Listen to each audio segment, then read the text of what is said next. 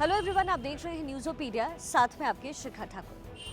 Tiger Soren की बगावत झारखंड की सबसे बड़ी सियासी पार्टी की साख पर सवाल उठा रही है। सवाल ये भी उठ रहे हैं कि क्या हेमंत के लिए अपनों से ज्यादा जरूरी सत्ता सुख हो चुका है, और सवाल ये भी है कि क्या अपनों को नाराज करके हेमंत सत्ता में बने रह पाएंगे।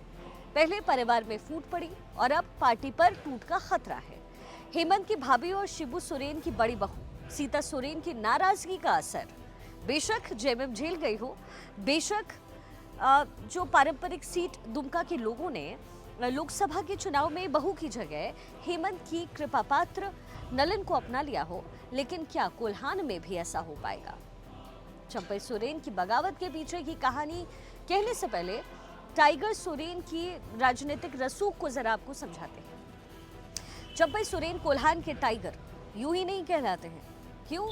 झारखंड की राजनीति में दिलचस्पी रखने वाले बखूबी इस बात को जानते हैं कि टाइगर का जो असर है वो कोल्हान की 14 विधानसभा सीटों पर है, जैसे कि पोटका हो गया, खाटछला है, बहरागोड़ा है, ईचागढ़ है, सराई केला है। इसके साथ ही सिंहभूम जिले के विधानसभा क्षेत्र भी हैं। देखिए, फिलहाल कोल्हान की 11 सीटों पर जेएमएम और एक सीट पर कांग्रेस का कब्जा है, जबकि एक सीट से निर्दलीय सरयू राय पिछली बार विधायक भी बने, जो कि अब जेडीयू के साथी हैं। यानी टाइगर की बगावत ने बीजेपी के लिए मौका ही मौका छोड़ा है। बड़ी बात यहाँ ये भी है कि गीता कोड़ा को साथ लाने के बाद भी बीजेपी लोकसभा चुनाव में कोल्हान में कमाल करने से चूक गई है। जमशेदपुर सीट पर बेशक विद्युत वरण महतो सांसद बने, लेकिन सिंहभूमि की सीट पर ज़िबा महाजी को हराने में बीजेपी कामयाब नहीं हो पाई।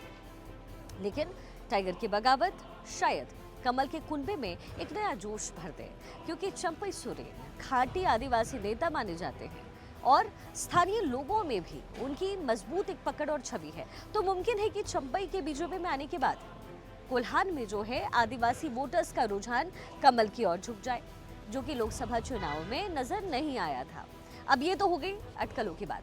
अब बड़ा सवाल यहाँ पर यह है कि आखिर शिबू सोरेन को अपना गुरु बताने वाले चंपई सोरेन ने जेएमएम से बगावत का फैसला कर लिया है क्या या फिर ये सिर्फ एक ऑपरेशन लोटस का हिस्सा है? अगर सूत्रों की माने तो इसकी जो स्क्रिप्ट है वो 3 जुलाई को ही लिखी जा चुकी थी। कैसे? एक्सपर्ट्स दरअसल कहते हैं कि चंपई सोरेन ने अपने 5 महीने और 1 दिन के कार्यकाल में जनता की नब्ज पर पकड़ बनानी शुरू कर दी थी। महिला वोटर्स को लेकर के उनके फैसलों ने यहाँ तक कि हेमंत सोरेन की मैया सम्मान योजना के सूत्रधार भी जो हैं वो चंपई सोरेन ही कहलाते हैं। और लोकसभा चुनाव में भी चंपई सोरेन जो है वो हेमंत सोरेन की कमी कभी खलने नहीं दी उन्होंने। हेमंत के जेल में होने के बाद भी जेएमएम अपने सहयोगी कांग्रेस के साथ मिलकर के 5 सीट जीतने में कामयाब रह गई, लेकिन हेमंत की ओर से उन्हें जो सम्मान मिलना चाहिए था वो नहीं मिला। बताया ये भी जा रहा है कि इस जो अच्छे और बेहतर नतीजों के बाद भी चंपई पार्टी में दरकिनार किए जाने लग गए। इसकी वजह से उन्होंने दशकों पुराने साथ को छोड़ करके जेएमएम को बाय बाय बोलना ही ठीक समझा है शायद। हेमंत अभिमान है, लेकिन सूत्रों की अगर माने तो सीज फायर की यानी कि पैचअप की उम्मीद जो है वो बेहद कम है। तो चलिए देखते हैं झारखंड में होता क्या है। वैसे जब झारखंड की राजनीति में एक बड़ा बदलाव आ चुका है। बदलाव ये है कि सीता सोरेन के बाद अब जेएमएम के परिवार में एक और टूट के आसार इस समय है।